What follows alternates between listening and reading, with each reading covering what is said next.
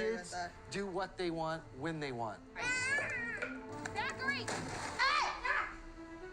Don't. Oh. And on top of it my all, Lord. Zach now screams at his... Supernanny has been around since almost 2004. We are talking almost 20 years. So when I was scrolling through the YouTube homepage and one of her old videos popped up, I felt like I was transported back to my late teens. I used to watch it. I didn't even have kids. Now I have 2 kids and I'm an educator. I specialize in children who have behavioral challenges. We're talking like autism, ADHD, any kind of executive functioning disorder. That's where I shine. That's where I thrive. That's where I make the most difference. So it inspired me to make this reaction video today. We are not going to watch the entire video. We are going to use it as a jumping off point. So if you want to watch it in full, I'll link it in the description below. Let's get started.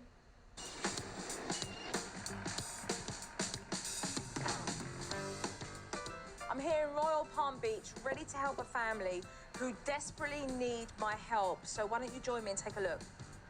Hi, we're the Naskowitz family from Royal Palm Beach, Florida. I'm Jen. And I'm Roy, and we have 4 children. Jordan, who's 12, Tanner, who's 9, Zachary, who's 4, and Kaya, who's 2. Let's see how the family handles discipline. Come in the grass! I work as a painting contractor. I'm a stay-at-home mom, and I'm with the kids full-time. Did you write on the door? It's pretty stressful because he works a lot. It seems like when I come home, they're wigging. Okay, let's talk about that very short segment that we saw. A few things that I noticed. Mom is being very confusing. She is laughing when she's disciplining. She's saying, don't do this. And then she laughs about it. Another thing I noticed is that when the child wrote on the doorway, she asked, did you write on the doorway? Don't ever, ever, ever ask your child a question like that because that is putting them in a position to lie. Instead, you say, I see you wrote on the doorway. We do not write on the doorway. You can write on paper. You can write on this, on that, give alternatives. If the child is too young, it's not developmentally appropriate for them to have access to crayons and markers, then obviously take it away. But if they are old enough to where they know not to write on the doorway and they still did it, then a logical consequence should follow. And when I say logical, if you're familiar with anything with gentle parenting, positive discipline, etc., it means that the consequence should match the action. So that means the consequence goes with the arts and crafts. Maybe your child loses access to those crayons and markers until they show you that they are able to use them responsibly. Now let's see how dad is handling the same types of behavioral challenges. You're not supposed to spin the chair, Zachary. Stop. Right now, there is no discipline in our house. I These don't agree with kids that. do what they want when they want. Zachary! My way of disciplining them is... I'm gonna kiss them. That's your way of doing They're it. my Which babies. Yes, Supernanny. The face is the same face as me. Let's talk about that. She says they're my babies. If you treat your child like a baby, they will act like a baby. Now, if they are a baby, it's appropriate. Now, the youngest, I believe, is 2. So she was throwing her body on the floor, having temper tantrums. That is developmentally appropriate.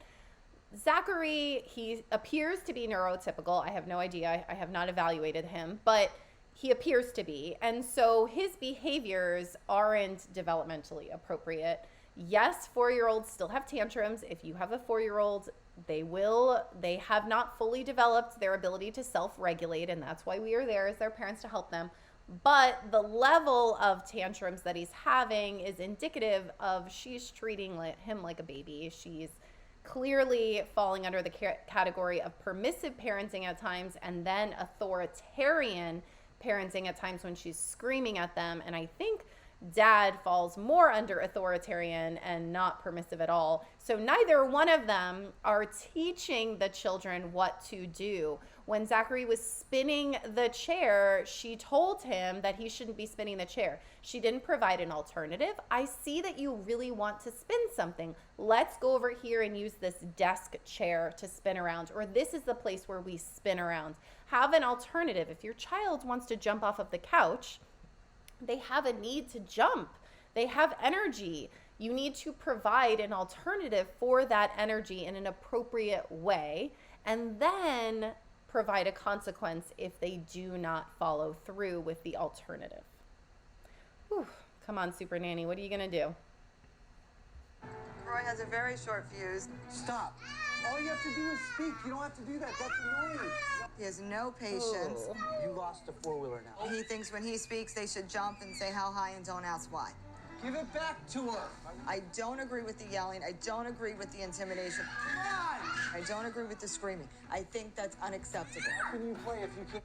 I actually find this quite frustrating because if you watch the video of her in the beginning, she's also screaming at the kids. She also pulls on her child.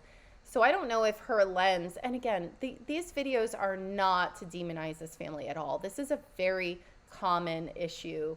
We don't expect to have children and have these challenges. And then when they arise, if we were not raised in a way that showed us how to do it, we don't know how to do it. So I don't want this to come off as I'm judging this family at all. These are very loving parents with lovely children that are sweet kids. They just need some assistance on, I have these needs, how do I get them appropriately? So please don't take any of my comments in a way that I am thinking that this is an unloving family. It is a very much a loving family. You can tell that they love each other. They just don't know how to love each other. And that's why Supernanny is getting involved.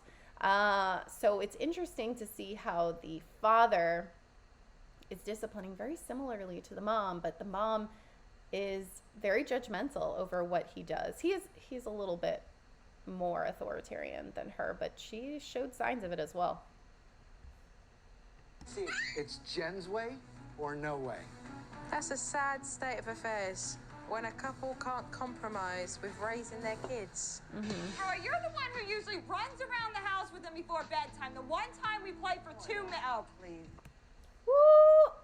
Side note, do not argue with your partner in front of your children. That gives the message to the children that they can pit you against each other. Making it miserable to be in the house together. Got him all worked up while we're playing that game with that dog. Oh, give me a break. Yeah. It's not good for us. It's not good for the kids. She's going to bed in the car. This is important for it to work. If not, we're going to end up with divorced parents. What is going on? Oh, well, that makes me sad. There are studies that show that after you have children, your marital happiness and satisfaction does go down. If you are in that place right now with your children, with your partner, know that you are not alone. You literally took on a full-time job or more than 4 full-time jobs in this family. And navigating that is extremely difficult. Working together is extremely difficult. But just because something's hard doesn't mean it's impossible. So to hear her voice cracking like that breaks my heart, because loving these children and bringing these children into the world is pulling them apart when it doesn't have to be. So I hope that Supernanny can give them hope and give them techniques so that they don't head toward divorce. Not that divorce is bad for everyone, but in this case, with 4 kids, obviously we hope that they can find a way to make it work. I am on my way. Go, Supernanny! She was first that suit. Hello, what's your name? Zachary. Hi. Hi. Hello. Hi, pleased to meet you. Hi, I'm Joe. Jen. Hi. Nice to meet you. Come on in. When I first met Joe, I was intimidated. She came in with her glasses and her suit and her hair pulled back. I knew she meant business. And who do we have here? This is Kaya. Hi, Kaya. Pleased to meet you. Sweet baby. I'm Jordan. Hi, Jordan. Pleased to meet you. Love your glasses. Hello. Hi, Tanner. Pleased to meet you. All right. Guys, do what you're doing. Okay. So the family sat down to play a game, and it became very clear to me who was calling all the shots. If Zachary loses, then the whole house is going to start to fall down. They have to let Zach win. Otherwise, who knows what he'll turn into. Let's talk about games for a minute. If you are playing games in your home, I want you to use the rule of 3. The rule of 3, and educators use this, caregivers use it, parents use it. It means that your child needs to be successful by the 3rd attempt. If they're not successful by the 3rd attempt, they end up in frustrational level. And you know what? This isn't just for children. This is for adults too. If you try something new and you fail, and you fail, and then you get to that 3rd time and you fail, chances are you're going to give up and you're going to feel very frustrated. This does not mean that you let your youngest win all of the time, but you might need to give a little bit of a handicap or assistance so that they get that feeling of winning sometimes, not always. So I know Supernanny is saying like, oh, he has to win all the time, that's bad, but we don't want to go the other way either. We want to have a nice balance to where your child feels excited to play the game with the family, even if he is one of the younger ones, or she, and that they can be successful, but they're not always successful. Think of it like gambling. You know, when you pull that slot machine, you don't win all the time, but you win just enough to keep yourself pulling that arm down. Is to give Kaya any attention. He's very jealous of me. What? I see you. So everything I do to her, he wants me to do to him. His anger towards her is getting much worse. What do you want me to do to you? Mum picked Zachary up and then all was forgiven and forgotten, apart from Kaya. She'd been forgotten completely because Zachary's needs were met first. Are you tired? And that kind of makes me think of the squeaky wheel gets the grease, right? She's teaching Zachary that if he whines, if he complains, if he cries, that he gets attention. She's teaching him to do that. I was wondering, does Mum ever say no to Zach? That's not nice. And finally, when he demanded to hold a whole can of chips, did Mum then decide to put her foot down? Not having the whole container to spill. Don't. Oh, And on top of it my all, Lord. Zach now screams at his mum and pushes his little sister. Are you kidding me? He didn't want the ball. I feel like that wasn't... No. Okay. So many things to say about this. So many things. Number 1, if you don't want to handle the tantrum, then just give the chips from the beginning. If you're going to give in, just give the chips from the beginning. Sometimes I am at the end of my rope. It is the end of the day, and I just don't want to deal with a tantrum at that moment, so I just, from jump, give the entire chip.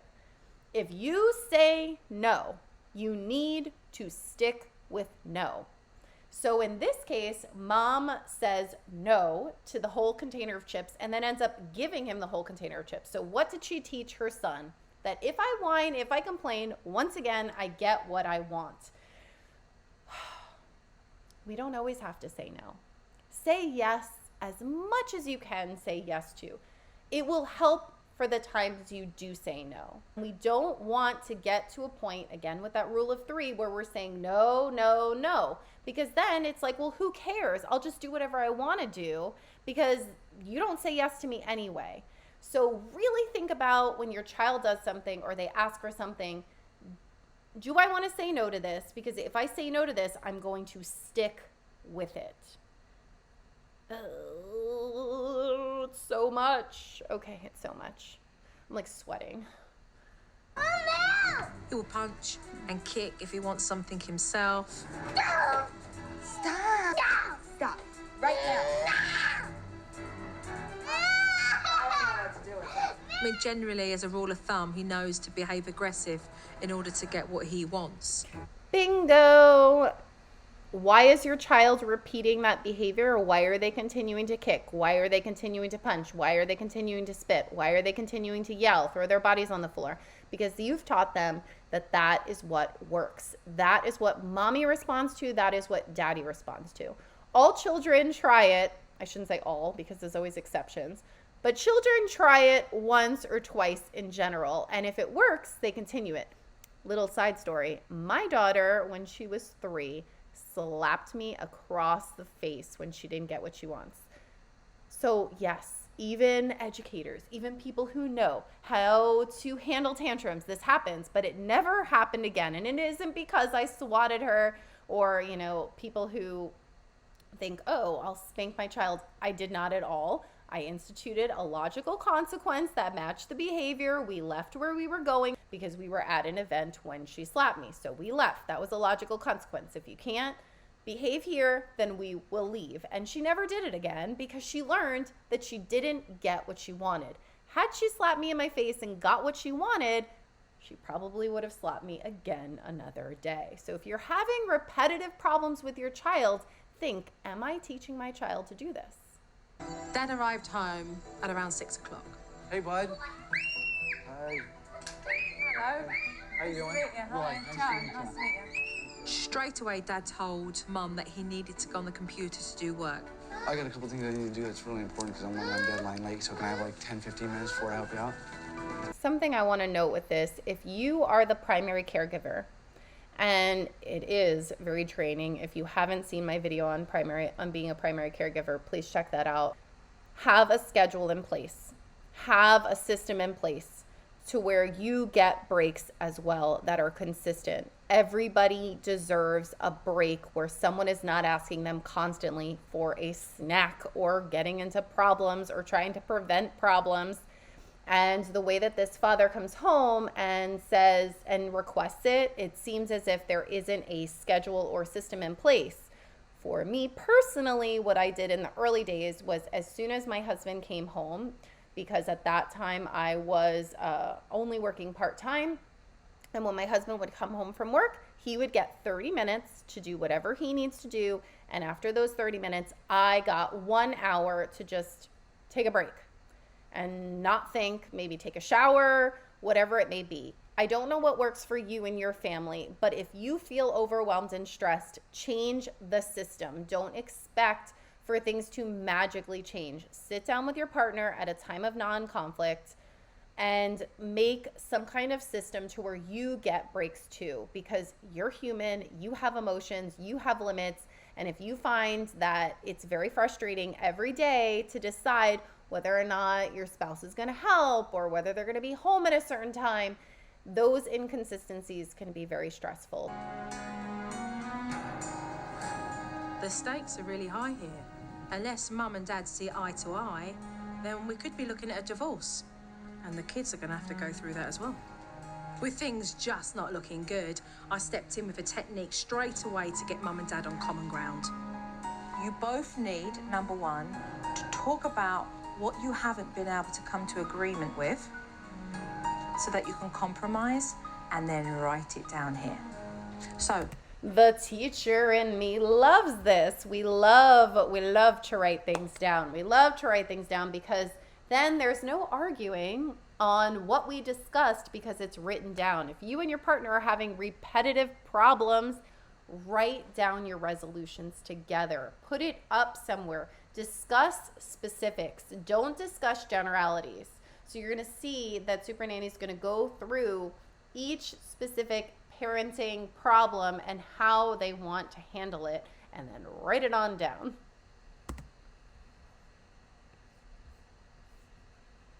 let's start off. The topic is discipline. As far as, the physical contact, like when they do something that you don't want them to do, you jerk them by their arms. And I don't feel that that's appropriate. Or if you want Zachary to come with you and he doesn't want to come, you'll just jerk him and make him come. That hurts him. There's times when I have to physically get a hold of Zachy because when he goes to run or take off, if I don't grab him, he won't stop. Roy, this is not what she's talking about. You and I both know this. This is what she's talking about, Roy. Come here. This is what she's talking about, that. That's what she's talking about. So this frustrates me because as you guys saw in the earlier portion of the tape when she was in the grocery store, she did the same thing. Now, I don't know if Supernanny saw that part. Either way, it's good to address it, whether we blame him for the behavior or it's her too. It doesn't matter. Don't focus on who did what. Focus on going forward. So discussing old patterns and how you both handled it doesn't even matter. From this point forward, this is how we're going to handle when Zachary isn't coming. When you grab and you're like that. When Joe grabbed my arm like that, it made me realize that I was doing the same thing to my son. That really, really opened my eyes as to what was going on. And I didn't like it. I mean, I felt like this big. Yeah. It was really bad. School night, kids are in bed at what time? School night for both of them? Are we going to do the same No, time? Jordan's 12 and she gets up later. It was fantastic because they compromised on everything. Zach's screaming, to basically how they communicated with one another, and also the children's diets. They have to at try. least take one bite of every At dinner, they thing. have to try one new item. The parent pack was good. I think it opened up some communication with Roy and I. We got the major points that we need addressed, and now we can move forward to Oh, how implementing cute. them. They even sign it. How adorable is that? That is going to be it for this one. If you're interested in part 2, hit the like, hit the subscribe, and I'll see you next week. Bye.